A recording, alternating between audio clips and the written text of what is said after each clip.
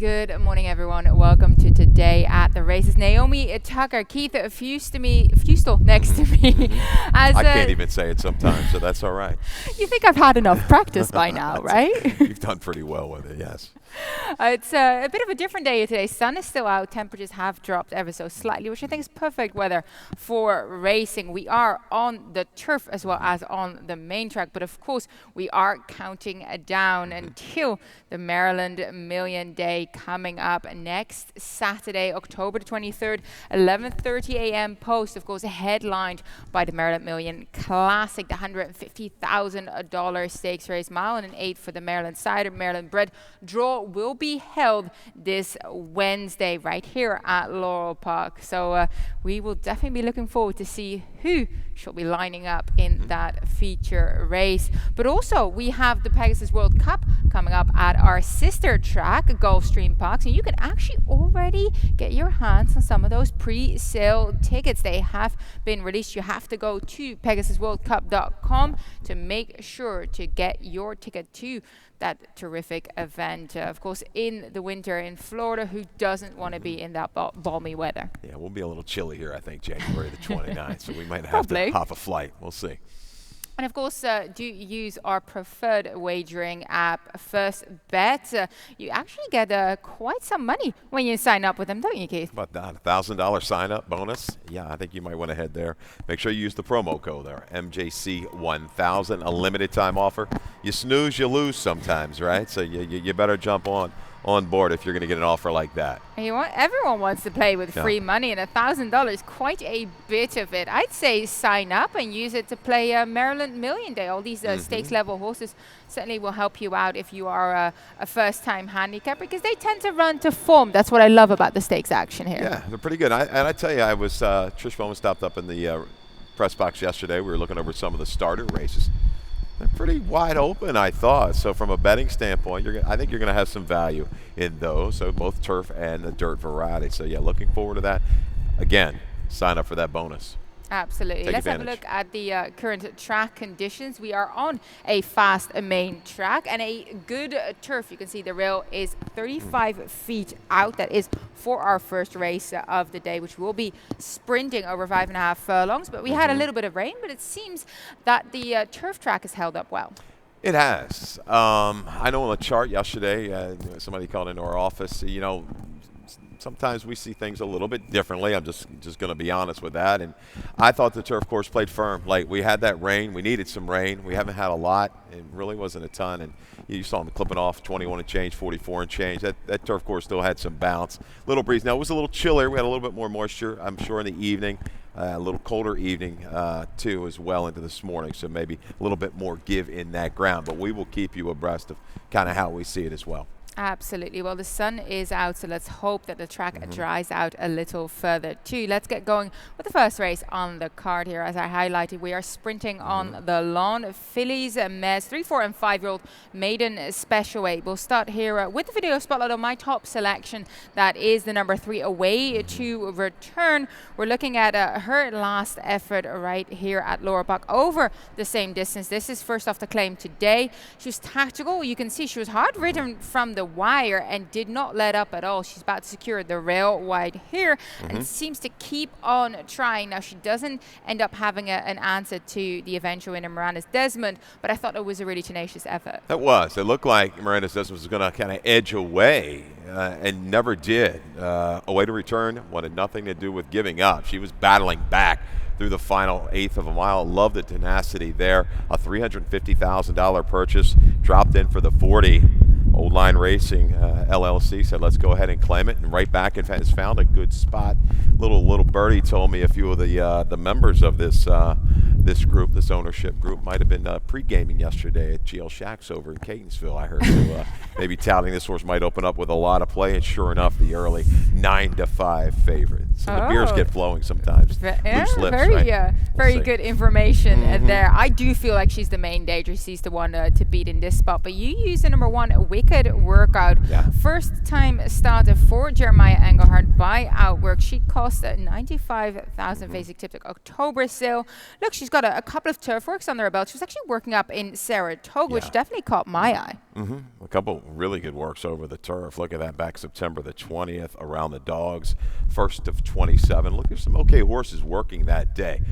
Now, Engelhart, he's done all right with his first-time starters over the last 4 or 5 years. Last 5 years, he's 4 for 9 and 6 for 9 in the money with the firsters that he's brought to Laurel. Now, he's 0 for 2 on the turf, but I think he did get a third. And he recently won a maiden claiming 25 with Capstone Girl. So he's kind of got a gauge, right? That was a 3-year-old 25K claiming filly, a gauge here. And looking at the breeding, outworks are okay. 10% first time out, 12% turf sprints. This horse is a half to a stakes place turf sprinter. Ran a big number down at the fairgrounds a few years back. Got to break from the rail. That's not easy. I am holding that against her a little bit. That is not the easiest task for first time starter. You have to stand in the gate longer. You have, if there's a bit of speed in the feature, there will be 5.5 furlong sprints. They tend to come over on you, and you have to be a professional individual to be able to deal with that first time out. She's going to have to be tied on, no doubt about it. But I certainly like the 3. Love the way she ran last time. This is kind of a step sideways. Maybe you move up to the maiden specials. I think the company lines, you're looking at it. I think this is the right move. She found a good spot. I think a sneaky horse is the 8, Miguel Vera's horse, who took a lot of money first time out. There's a little turf there. And you got to talk about the 9 horse. This might be the one. Yeah, no, you have to include her in the equation as well. Strong figure last time out. Really seemed to, the light seemed to have gone on in that last item, but she showed something before on debut as well. Now comes over here for trainer Ray Handel. So yeah, a couple of New York-based invaders trying to get the first win on board here in that first race. Race number 2, we're going to go the 1 turn 1 mile. We love that here at Laurel Park. Nickel Claimers nominated 3 lifetime for the fillies and the mares. And we'll start with both of our top selection. We did have a scratch in there, Miss Moreno, who was most likely going to be included in our selections as well. Walk It Out Nanny for trainer Michael Gorham. She was an impressive 10 lengths gate to wire victors at that nominated 2 lifetime level last time out of Delaware. Now that was a couple of months ago. We haven't seen her since the summer, but I kind of like the fact for her that some of these inside horses, Kyra Crane and Miss Moreno, they were going to show speed. They're not here. The key speeds, it looks like, you said it, Naomi, are out of here. It looks like, I think Kyra Crane was probably the fastest early. She really wanted to go. So yeah, off a freshening 127-day break, I'm not terribly concerned. Gorham's horses over the last couple of years have done very well. He's been a mainstay bringing horses in. I think it's her race to lose on the front end. If she gets a little pressure, there's going to be Imagine Victory. Was caught wide against a really quick flow last time out. She can handle the mile distance. She's the one to wear down the speed. If there's going to be anybody, I think it's going to be her.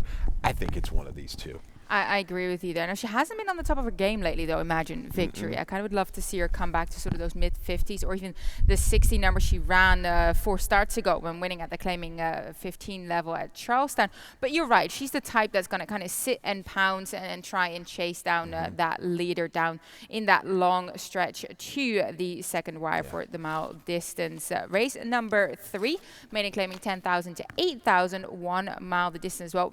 Maidens, fillies, mares, 3, 4, and 5-year-old again here.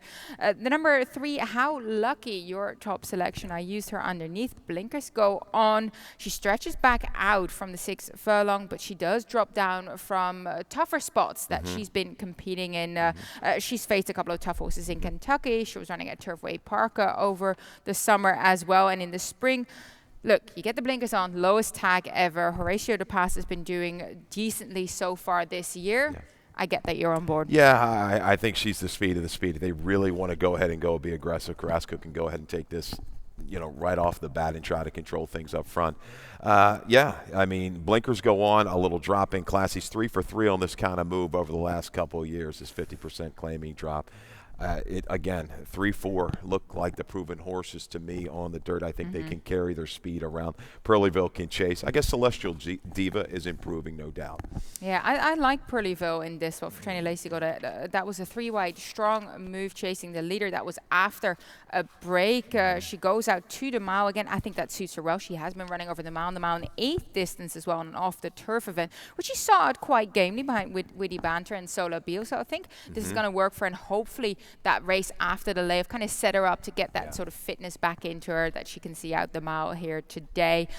Both of us also use the number 7 Celestial Diva you just mentioned for trainer Hamilton Smith, looking to still get that first career winner. But look, she is a 9-star maiden. Now, that's not the worst that we've seen. We see sometimes horses appearing with 15 starts, but I must admit, in the last couple, she does sometimes gets the checks, but I'm not sold on her yet. Yeah, and stretching out a little bit further, but she is improving. You see the shortcom. There's that churned. We like using it. I stole that from Steve Peary, by the way, down in Kentucky, one of our guys, and that was one of the words he used when I was going down and doing the Derby charts with him. So, yeah, it's a good term. I like that. So she just has to bring a little bit more punch. I don't know if she can quite outdo the 3 or the 4, but I think underneath can be used. Yeah, the reason I actually ended up having her in second is one, Hamilton Smith has been doing pretty decently over the last couple of weeks here, and I like the outside draw for her. I think that allows her to get that kind of stalking position, and I did think that in her last it was a slight improvement, but I was also just hoping to get a little bit of a price in here for my exacta.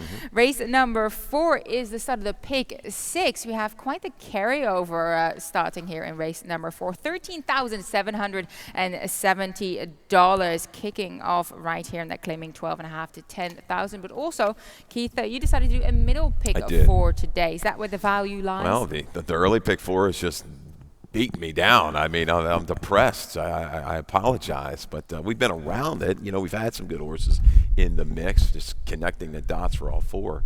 But yeah, let's go for the middle pick 4. 4, 7, 8, 11. A really good race here. This 5.5 claimer on the turf for the boys. I like this old veteran Call Will is in here, amongst another couple other horses that have some serious talent sprinting on the turf. Race 5. 7 and 9, Inspector Frost will be the favorite in there. A couple scratches, the 3 and the 10. They weren't going to take a ton of play. Looks like Inspector Frost is the one to beat, clearly. We've got a little stat later for that. Claudia Horse will bring out. Race 6, 1, 6, and 10. Wonderwater, my top selection in there for Arno Delacour and Lael Stables. And wrap it up with 2 horses in race 7, the 1 Deciding Vote, and the 7 Kiss the Girl. They come out of the same race. Tough to split those two. $24. Yeah, $24 ticket for the middle pick 4 starting in race 4. I was asking you about value. I actually do have to quickly mention something, namely that Callie had a price play yesterday. I don't know if you realize, race number 5, Callie Francois' price play was beneath the stars for trainer Anthony Ferrier. Came in at $58. Yeah, awesome. Incredible shot, incredible price play here. She said she had sat on that filly a couple of times and thought there was a bit of horse. Yeah, and upstairs, a couple of the guys had that horse as well. It was a good pick out. The horse had trouble and made a little run against the grain of the racetrack in its most recent start, too. It was wide, making a run on an inside day. So that was a good pick up by Callie, absolutely. And that horse triggered big payoffs in pick 4s and pick 5s. So hopefully you were paying attention. Try to see if we can get another one of those home. You give a horse like that, you may not like, but you know what? You got to stretch that ticket a little bit and throw it in. You're going to be helped more often than not. Yeah, absolutely. Well, let's start with your top selection in race number 4. 5.5 furlongs, sprinting on the turf, like I mentioned. A claiming event here, 12,500 to 10,000. You have the number 4 on top, who I respect as well. I have him in my exactive trainer, Dale Capato. Just wave and smile. Covered a fair bit of extra ground whilst close to the pace in his last outing right here at this level, at this track on the turf. But he did come with a tenacious bid and ended up kicking clear quite comfortably. Yeah, he's improving. There's no doubt. He was a little tricky 2 races back. Clipped heels, got a little rank, got a little tough, and then last time out he settled the right way, relaxed outside. I think he might even get that trip in behind horses today, bringing a stronger finish in his most couple races. 2 back race keys up against Slippin' Jimmy, who was a favorite in an allowance race. So I know he's making a step up into the open company. I think he's faced the right kind. He's improving, but very tough to separate. We've got the same 4. These look like the 4 if you're going to play the pick 4s, the pick 5s, and everything else. I can't see anybody else jumping in. We've got a video for the 11, Fizbo. Fizbo's going to be a user today, absolutely coming back off a short rest, but has run well off a short rest in the past and was basically eliminated here. Last time out, you see the comment. Pinch back at the break, 4 wide at the quarter pole. Did run on behind a horse that's in very good form, that being Fair Catch, South Sea, oldies but goodies. Some good, proven turf sprinters, and you got to like the effort here. Shifts out a little, given the ground, looks like there, but coming on decently through the final 1/8 of a mile. I like the fact that they're bringing this guy back quickly. A 7-year-old, maybe he said, you know what, I want another try. Let's go right now, get right back at it. Turf season, time is kind of dwindling, seeing if they can strike when the money's still there on the turf. So I'll use Fizbo, but you got to love the 7 Call Will as a racehorse. Man, he is a cool horse. Yeah, no, I use the number 7 on top. But yeah, quickly going back to Fizbo, you're right. My notes were got absolutely slammed back badly at the start. Was still capable of making up a couple of lengths in the stretch, which I thought was encouraging, and also drops back down to that claiming 12.5 level. But yes, love Cole Will in here. 10-year-old gelding, still doing incredibly well. I mean, in that last race, I look back at it, he took over at the top of the stretch after being part of the pace duel the entire way. Really solid effort. He kicked clear. It looked like he had it in the bag. Was accelerating late, but ended up just losing the bob to more abundance. But what a tenacious effort. He's ran 56 times, 15 times a winner, 7 times seconds, 9 third. Yeah, what as a racehorse, competing the way he does, I really, really like him. Talk about knowing where the wire is. He knows where the wire is. He knows how to get it done. A little long in the tooth, yeah, but he's got that perfect style, too, for these 5.5 races. He usually breaks pretty well, puts himself in a position, and he can grind it out from the final 3/16 of a mile. So it's hard to not use in your exactas and tries. Same thing, extra medium, big try last time. Yeah, absolutely. Against similar. So yeah, I got. Hadn't been on the turf in a while. Came back with a very, very strong performance against more abundance. So you have to use him as well. I use him underneath because, like you said, these turf sprint events sometimes they're quite tough to separate, especially a couple of these tenacious, more veteran, more experienced runners. We'll take a quick break. Stay with us.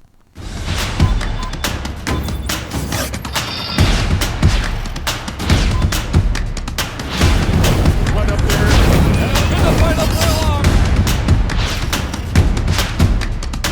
Silence down fourth. Hardy Coleman placed fifth on the outside.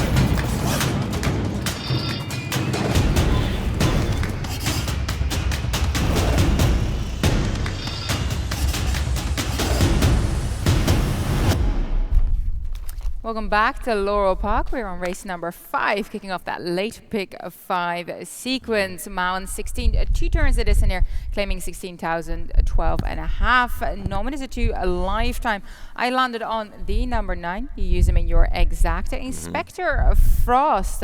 High draw. We know that that's not always ideal when running into that sort of short run up to the first turn, but he has normally has a fair bit of speed. Now let's look back at his last outing over 7 furlongs where he actually didn't get away that sharply and then got shuffled back because the run on his inside was kind of hassling him a little bit, like came in. Exactly. Yeah, you see the 2-horse take a little bit of a right turn, but Inspector Frost made his own little trouble there as well. You said it. He didn't come away quickly, so he couldn't hold position, was able to check back, but he makes a pretty good run into a very fast pace. Now, granted, 22-2, 45-2. That's quick, and he's kind of gliding along. Rosado knows that his style is being up close. He's not one of your deeper closers, so he just kind of tries to grind it out when he's up near the front. He put him in position.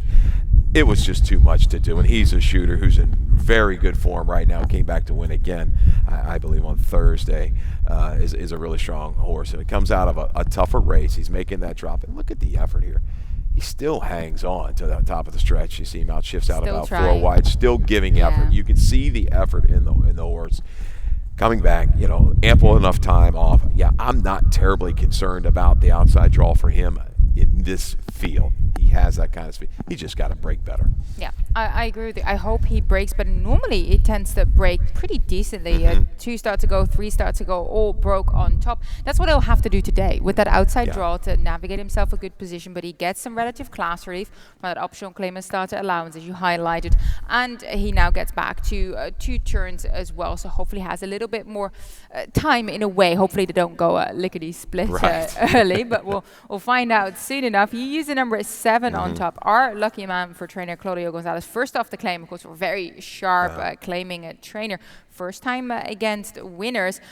Is kind of a Claudio Gonzalez, second time against winners, excuse me, is kind of a Claudio Gonzalez special here. You have a stat on him as well. Yeah, so, and I do have the 7 on top. I'm going for some value here. The most logical horse, I guess, is Inspector Frost. Lacey on the drop has been good of late, like 22%, so with this kind of move. But I like this stat here for Claudio Gonzalez. We dug out last 3 years in the dirt.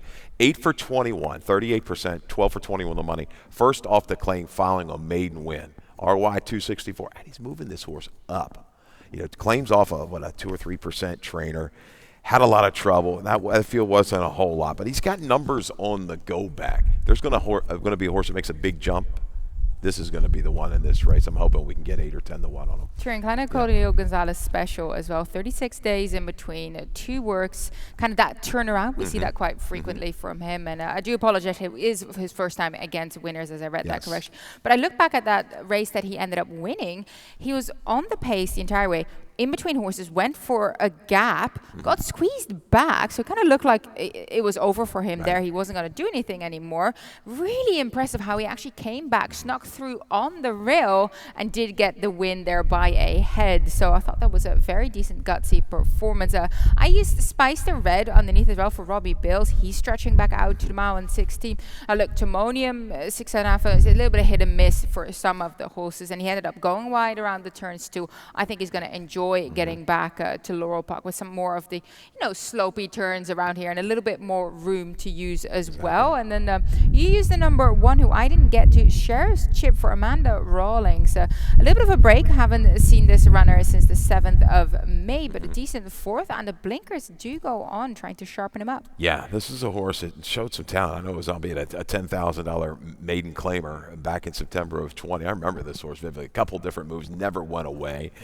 A little break. Okay, we're back. Another break. But we're inside with blinkers on, with some speed, a little raising class, a little confidence here in the connections. I'll use them there underneath. Yeah, I use Paying the Music for me underneath.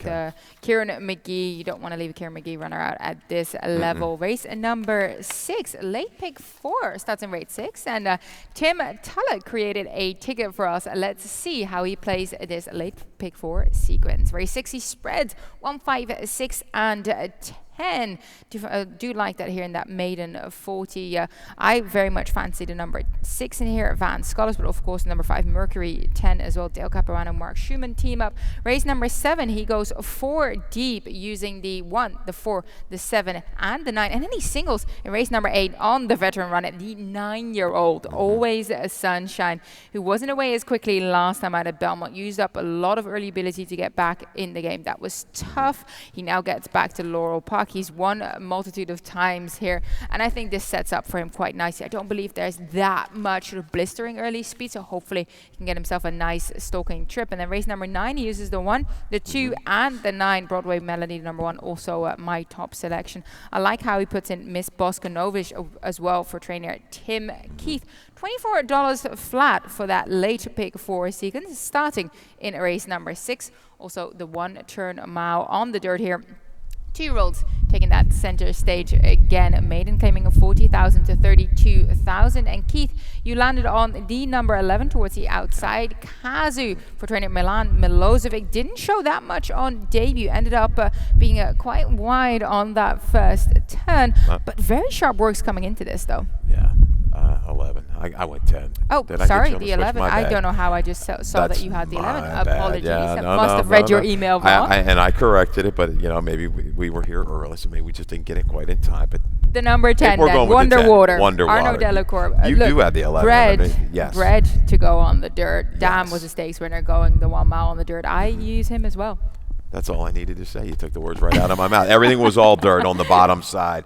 My only question for this one was the route, because getting some fast horses, they really didn't show any distance. But Divining Rod, I think you might see this horse turf to the dirt. Second, it's been an okay angle. Last couple years, 25% with this kind of a move, second start, going on the dirt. I think this horse is around a long, long time. I think this horse is going to be in the race and a staying type against this group. Yeah, I was questioning the move first time out for the turf, because everything I read was just like you said, all dirt. Yeah. And look, Divining Rod has been incredibly good with his youngsters. Anytime you see a 2-year-old by Divining Rod, you want to take another look, because they are really hitting the track well and continuing to do well. I landed on the number 6, Van Scholars. He improved significantly in his second start. That was 5.5 furlong. That was in the first dash stakes. He had to go very, very wide.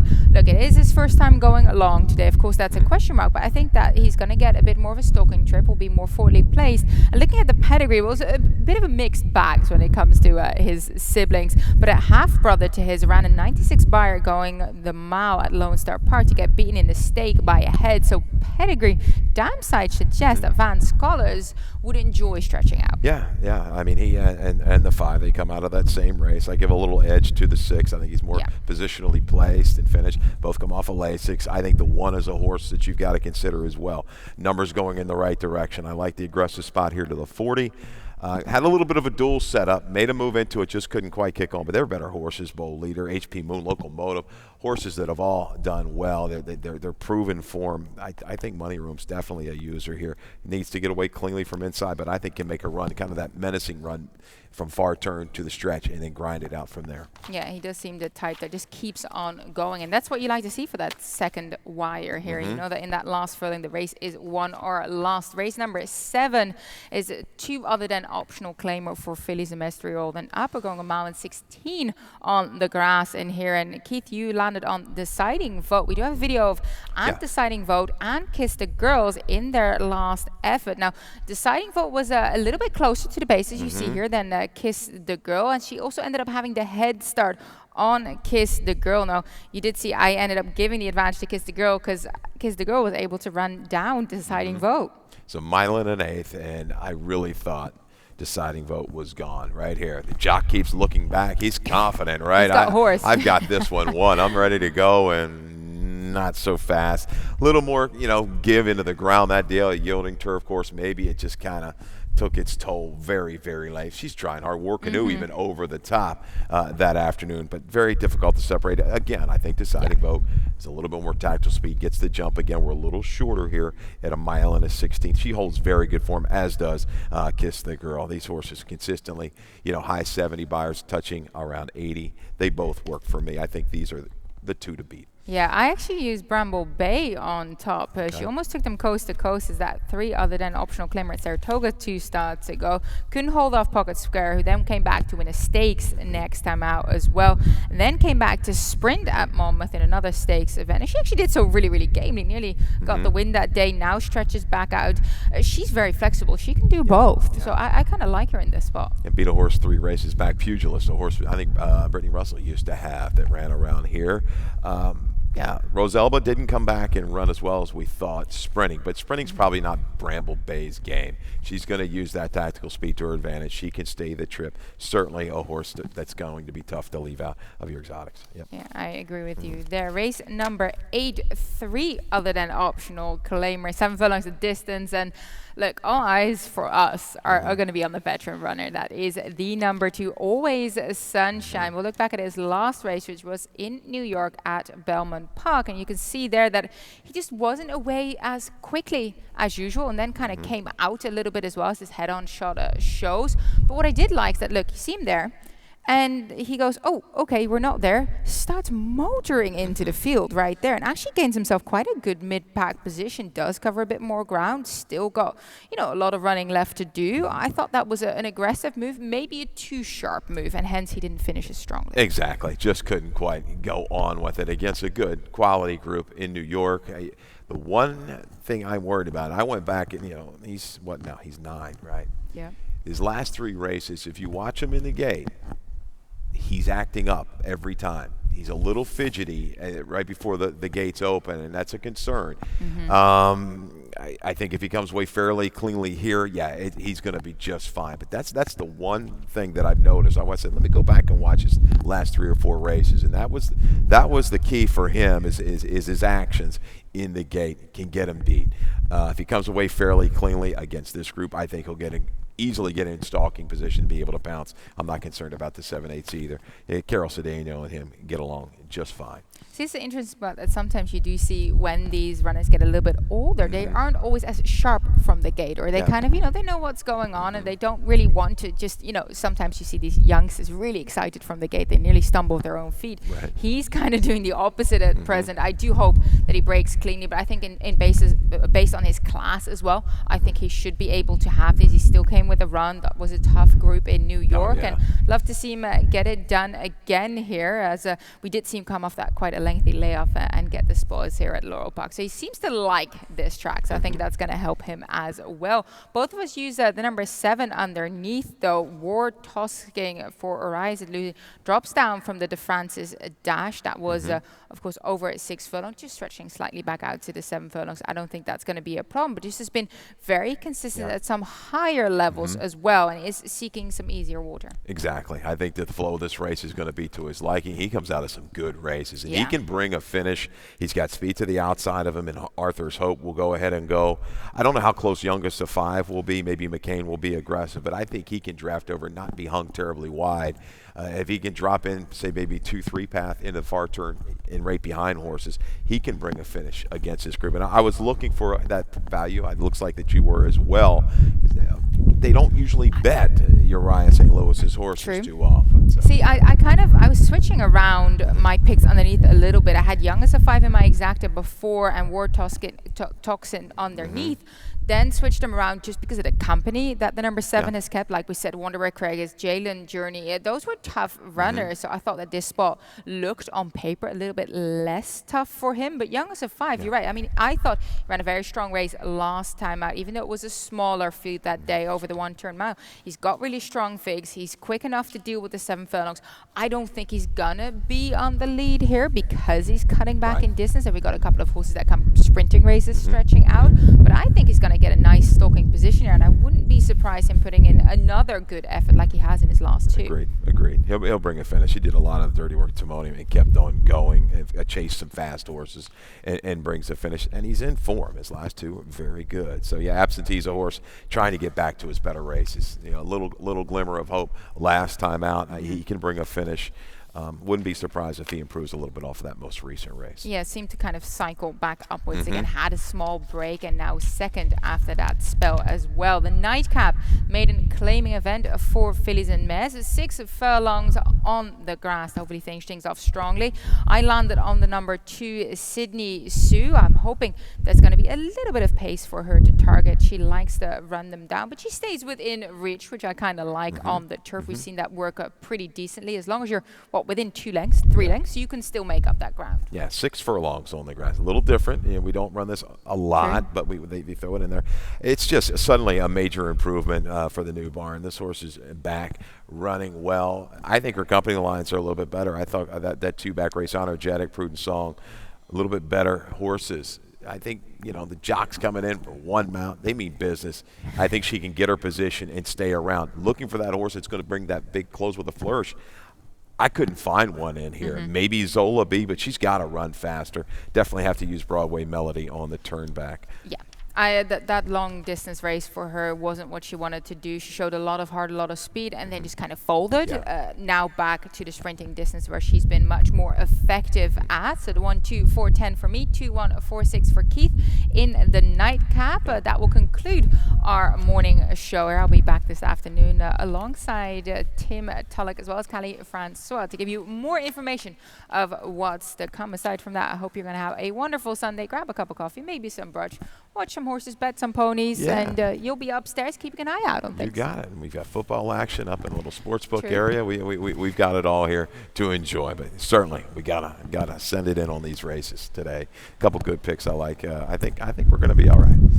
I think so too. Good luck, everyone. You got it. Good luck.